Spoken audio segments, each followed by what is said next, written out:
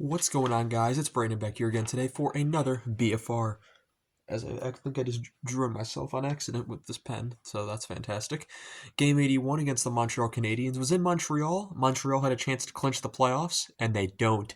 6 o'clock game on April 14th. 4-3 shootout victory for the Hawks, and very interesting game. Hawks go to 24, 46, and 11. Shots were 25, 21 Chicago. Hits 25, 12 Chicago. Faceoffs 27, 18 Montreal. Power play Chicago 2 for 3 and Montreal 1 for 4. Soderblom saving 18 out of 21 and Montembeault saving 22 out of 25. The big highlight of this game, of course, was Ivan Demidov's debut. Habs winning in, and they have to get 1 point versus Carolina since they didn't win and they are not in.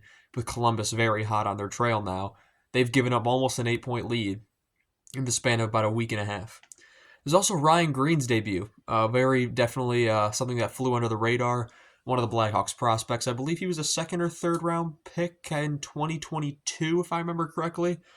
Ryan Green didn't get on the score sheet, but overall, average debut for a player that's not going to be a superstar, but hopefully a good player along the line.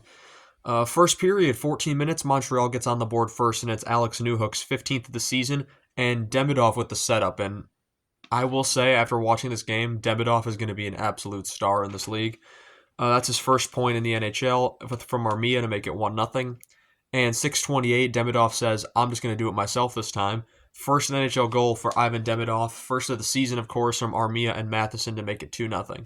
Demidov was able to make players around him better in his first NHL game, which is saying something. 2:44, Chicago and Montreal penalty, Foligno and Goulet for roughing, and Goulet gets the extra penalty for interference, which is served by Gallagher. On the power play, the Hawks score at 1:20. Tyler Bertuzzi gets his 23rd of the season from Nazar and Bedard to make it 2-1. We go to the second period. 12:19, Montreal penalty to Matheson for tripping. 11 minutes, it's a Chicago penalty to Bertuzzi for hooking, so it's 4-on-4 for a minute and 19 seconds, but all of it is killed off. 5:51, Chicago penalty to Moore for tripping, which is killed. 3:26, Montreal penalty to Carrier for tripping, and the Hawks score on the power play. Frank Nazar's 11th of the season as he's been hot lately. Teravainen and Rinzel with the assist to make it 2-2, and it's a tie game. 13 seconds to go in the period. The Hawks take a penalty. It's Levchinov for slashing. That'd be killed off going into the third where they start on the PK. In the third, 14:21, the Hawks take the lead. Lucas Reichel's 8th of the season from Slaggert and Veleno to make it 3-2.